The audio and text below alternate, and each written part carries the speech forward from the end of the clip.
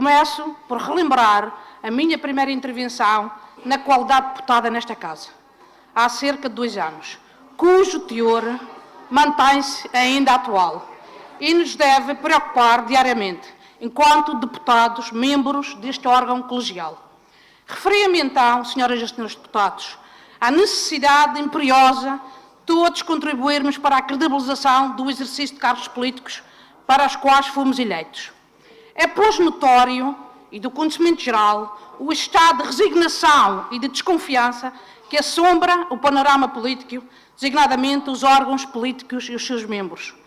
Com efeito, se a descredibilização da política traduz-se na existência desse ato que separa a esfera dos governantes e dos governados, ou, se quisermos, dos eleitores e dos eleitos, impõe-se-nos a edificação de uma ponte de diálogo profícuo entre esses dois polos, que permitirá aos cidadãos fazerem chegar à classe política as suas reivindicações e aspirações legítimas.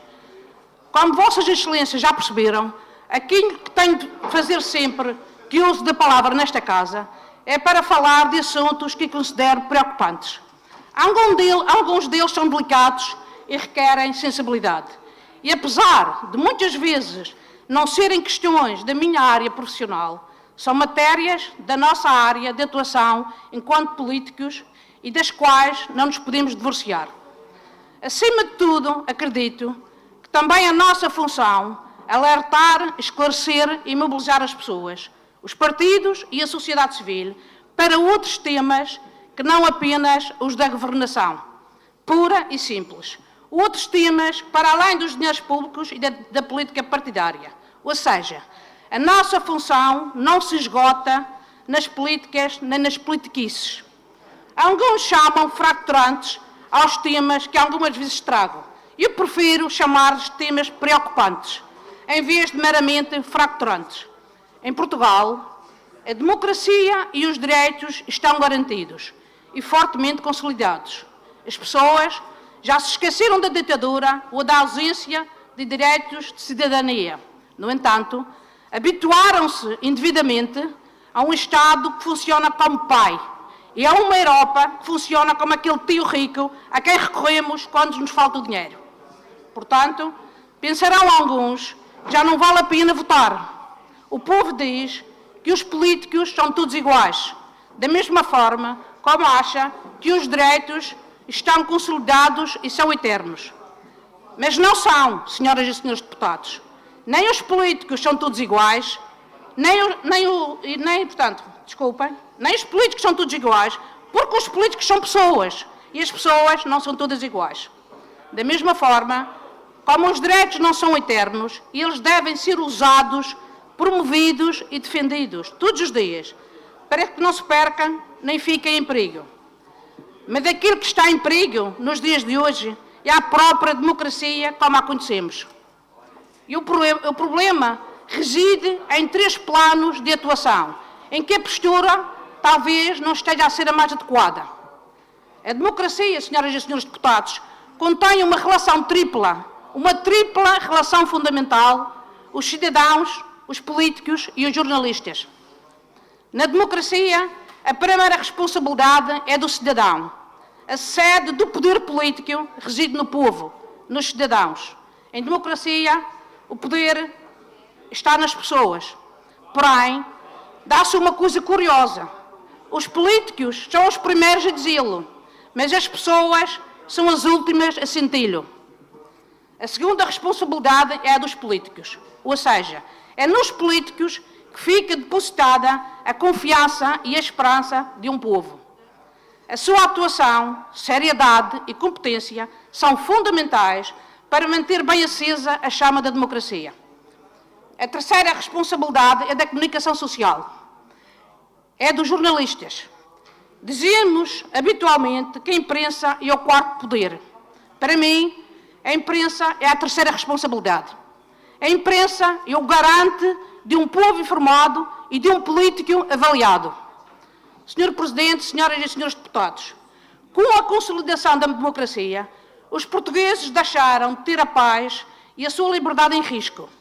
Deixou de haver medo em ir para a guerra do ultramar. Deixou de haver censura.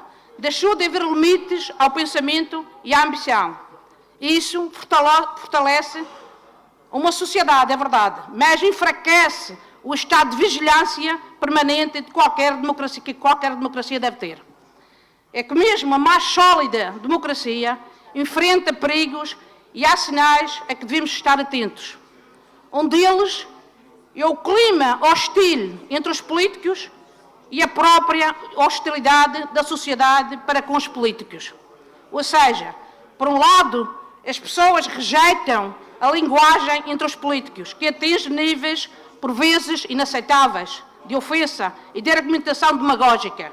Por outro, a crítica é tão fácil quanto injusta da opinião pública para com os homens e mulheres que se dedicam à causa pública e desaconselha qualquer um de vir para a política.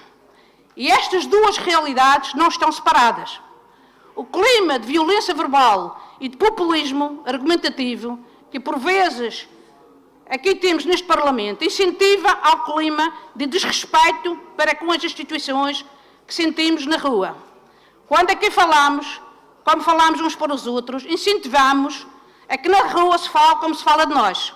Alguns lamentáveis e tristes episódios que envolveram o Sr. Deputado nesta Casa, em total desrespeito pela Casa da Democracia, são um claro exemplo da imagem negativa passada aos cidadãos. Este clima tem de acabar. E isso compete-nos a nós, políticos e partidos. Temos de nos tratar com respeito. Temos de argumentar com seriedade. Temos de valorizar mais vezes os valores que nos são comuns. Quanto ao povo,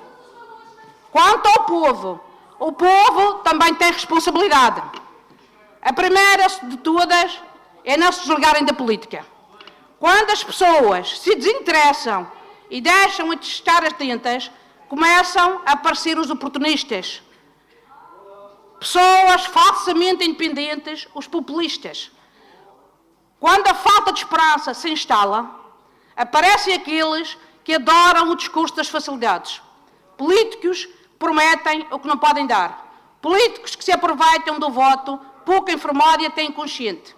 É por isso que, enquanto povo, não podemos estar desatentos nem afastados da política. Enquanto cidadãos, temos de ler, de conhecer, de escrutinar. Não nos podem bastar as letras gordas dos jornais, nem achar que o nosso partido, que a nossa opinião não conta. Se todos pensássemos assim, a democracia morre. E em terceiro lugar, desta sagrada relação democrática, estão os jornalistas. Nem todos os políticos sabem definir um jornalista. Não são aliados, nem são inimigos. Não são instrumentos que nós manipulamos, nem são ditadores que nos manipulam. São profissionais que todos os dias tentam fazer o seu trabalho, dando notícias e sendo os vigilantes da democracia. Mas, como em tudo na vida, há bons e maus jornalistas. Há boas e más práticas de jornalismo. Políticos e cidadãos querem jornalistas equidistantes, curiosos com sentido crítico, profissionais que não deixam escapar nada, nem a incompetência de um governante, nem a demagogia de um político. E é disto que precisamos. Políticos competentes e de atuação séria, cidadãos atentos e que procurem informação, jornalistas que escrutinam de forma equidistante. Senhor Presidente, senhoras e senhores deputados, é imperioso promover o esclarecimento dos cidadãos, aproximá-los da política, melhorar as condições de trabalho para os titulares de cargos políticos e também dos jornalistas. Termino dizendo que uma democracia que não se defende, definha. E não é isso que nós queremos. Muito obrigada.